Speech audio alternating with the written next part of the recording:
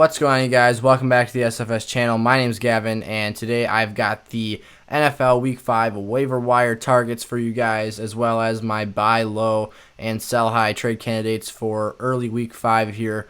It's currently Monday night, so I'm repping my Green Bay Packers Super Bowl jersey as we're taking on the Falcons tonight at Lambeau Field on ESPN. Obviously, we've also got that flexed game with the Patriots taking on the Chiefs at Arrowhead Stadium on CBS a little bit earlier than that game. So obviously there will be some information in those games that will not be included in this video, but I just want to make sure I got this video out nice and early so you guys could have that nice advantage when going into your waiver wire targets before Wednesday morning. So without further ado, let's not waste any time. Let's get into the waiver wire pickups.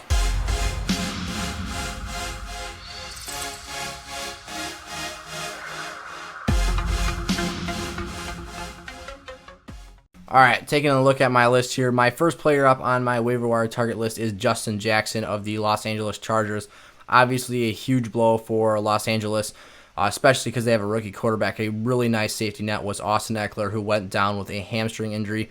And a couple hours ago, it came out that he's going to miss 4 to 6 weeks with that injury. So, hoping all the best for Austin Ekeler. I've got him in a few leagues. He's one of my favorite players in fantasy this year and has been really dependable for me in the past. So, really hoping he heals up fast. But for the time being, Josh Kelly is going to be that hammer, and Justin Jackson is going to come in to be that change of pace back.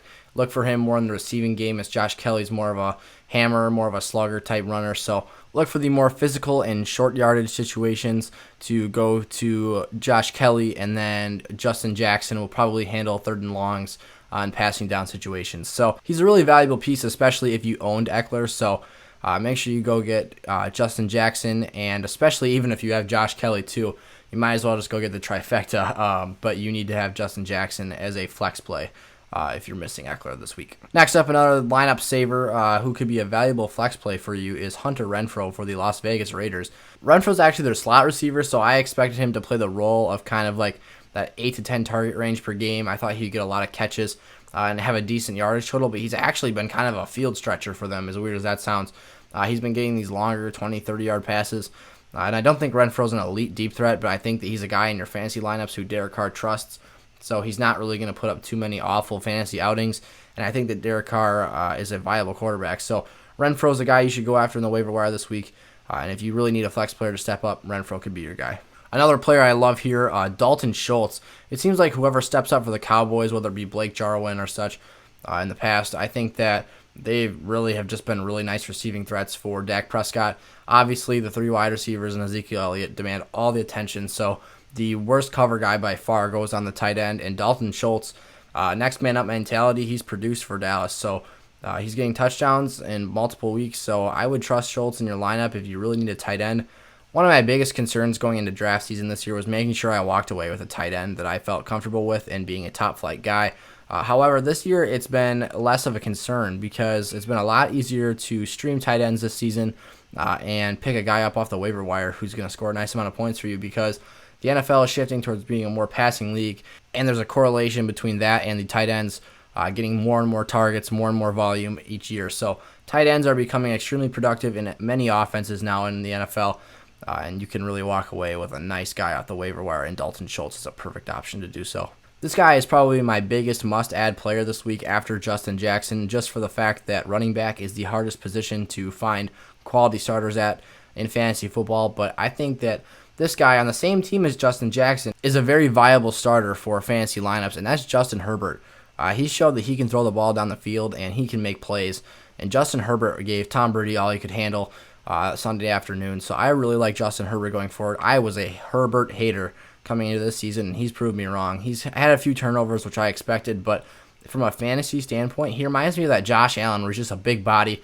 He's not quite as athletic as Josh is, but he can just sail the ball down the field and be fairly accurate with it and score some big touchdowns. Then we've got T. Higgins for the Cincinnati Bengals. T. Higgins has completely erased John Ross's role from the team. T. Higgins is clearly the guy who's going to be that number 3 wide receiver. A.J. Green obviously being the one, but he's kind of stepped back a bit. Tyler Boyd has been fantastic so far this season. And then after that, T. Higgins has really stepped into his shoes to fill. So I think that T. Higgins is a nice flex play as well, maybe a wide receiver too if you're having a tough week for matchup concerns. But Bengals are going to be throwing a lot. Joe Burrow looks fantastic. I really like T. Higgins going forward. Last guy on the pickup list for this week is actually Traquan Smith. of the New Orleans Saints. I think that Tre'Quan Smith, until Michael Thomas comes back, is a very viable starter, especially at that wide receiver 2 role. Emmanuel Sanders gets the coverage shifted towards him. Jared Cook is out right now as well. So these injuries are kind of pushing the next man up, and Tre'Quan Smith has showed that he can handle the load. 2 touchdowns last week. Don't expect that every week, but Tre'Quan Smith is a guy that you can depend on for a emergency situation. On to my trade candidates now. I think that I've got some guys who had major boom weeks this week who I don't necessarily feel comfortable with going down the stretch of the season, especially in the fantasy playoff season. The way I attack fantasy football is I play for the playoffs. I look at schedules, I determine what matchups I like, which ones I don't, and even if I like a player, I try not to hold bias, and I will trade them away for a player who I think is not necessarily as good but has more favorable matchups down the road because I'm trying to win the championship, not go a certain record in the regular season. I truly believe that seeding doesn't matter. I think that you just have to get in to win, and really that's what I did last year. I was the 8 seed in an 18 playoff in a 12-team league last season, and I got second place.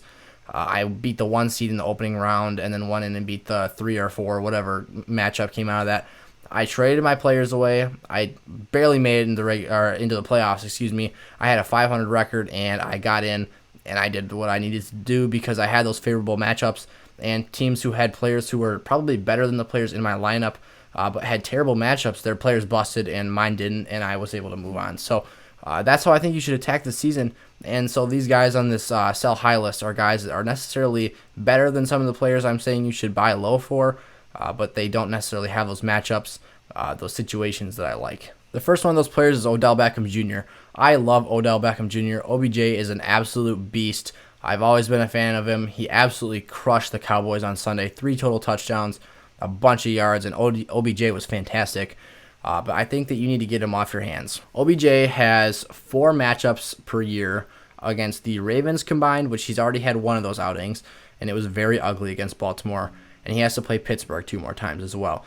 And the Browns are showing that they are an improved team, but they are not good enough to compete with those level of defenses. No matter how good OBJ is, those defenses are just elite tier, and those are just their in-division games that are ugly.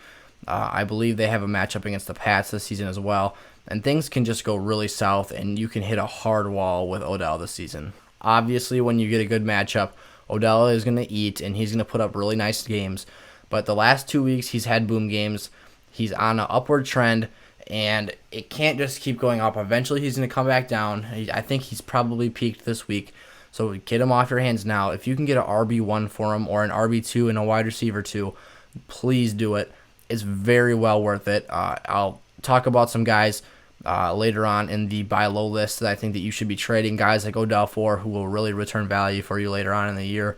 But right now, you need to focus on getting Odell off your hands, but for the right price. Same thing goes with Joe Mixon. He's got that brutal division, and obviously, I would even add in, so I talked about that AFC North defensive division, add in the Browns defensive front. I mean, they're going to give Joe Mixon some tough looks. They already did once this season, since he hasn't had to play those ugly defensive games against the Steelers and the Ravens yet. So I think Joe Burrow and Joe Mixon are in for rough outings against those teams. But get Joe Mixon off your hands now. 3 total touchdowns in week 4. He's peaked. He's not going to get better moving forward, and move on from him for another player. Next up, a little bit of a situational thing, but it's Mike Davis. Mike Davis has been producing fantastically for the Carolina Panthers in Christian McCaffrey's absence.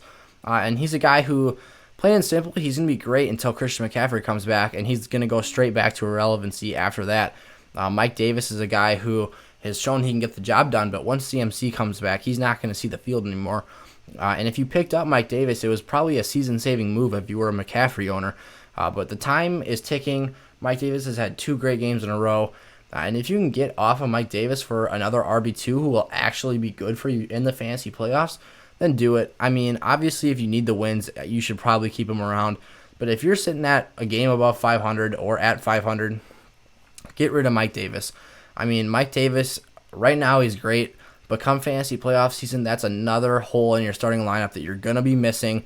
And he's just not going to fill that void unless Christian McCaffrey doesn't come back for some reason. And then my final guy is Amari Cooper. Amari Cooper, it's a dependability thing for me. He just had a great game. There's so many weapons on that offense. Amari Cooper disappears on the road sometimes too. I've been kind of an Amari Cooper hater, and I feel a little bit bad for it, but Amari Cooper is just not a guy I believe in, especially in fantasy football. You guys picked him probably as a second or third round pick in your leagues.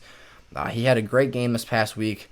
Obviously, I think he had 27.5 half PPR points, but I think you need to trade Amari Cooper away for a running back if you can get one, maybe an RB2, and then do the same deal. RB2 in a wide receiver 2 pairing, or try and get an RB1 out of him. All right, so those are my sell high candidates for this week. Now let's get into the buy low players. The first buy low candidate for me is Josh Jacobs of the Las Vegas Raiders, and here's why. Josh Jacobs was absolutely phenomenal in week 1, where he scored 3 touchdowns against the Carolina Panthers, and it looked like he was going to be a runaway RB1 this year. And after that, each week it slowly declined, and Josh Jacobs has retreated into a less relevant fantasy role, and he's put up 8 or less points in half PPR ever since then. And that's why you need to buy low on him now. He's got multiple weeks of poor performances because of one reason, and that is elite defensive opponents. The New Orleans Saints haven't allowed a 100-yard rusher in like 3 years. They're amazing at run stop, and Josh Jacobs took the punishment to them. I watched that game, and Josh Jacobs wasn't getting electric runs, but he was running through guys. He was making them look silly when he was questionable with a hip injury coming into that game, and he still looked like a very, very good player. This week against the Buffalo Bills, another great defense, another greatly coached defensive front. Josh Jacobs on less volume. The Raiders were actually trailing by multiple scores for the majority of this game. He still found a way to find yards. He was productive. He got a few of his bigger plays actually wiped out due to penalties. And really, I think that he just showed all the more reason that you should be trading for him, because he presents such a safe floor and such a high ceiling at the same time. When Jacobs gets his touchdowns, it's great. And when he gets some pass catching volume in his offense, it's great. But when Josh Jacobs plays these tough defenses, when the Raiders fall down by more than one score, and when they're playing these really good defensive fronts, he struggles, and he's had 2 of those in a row.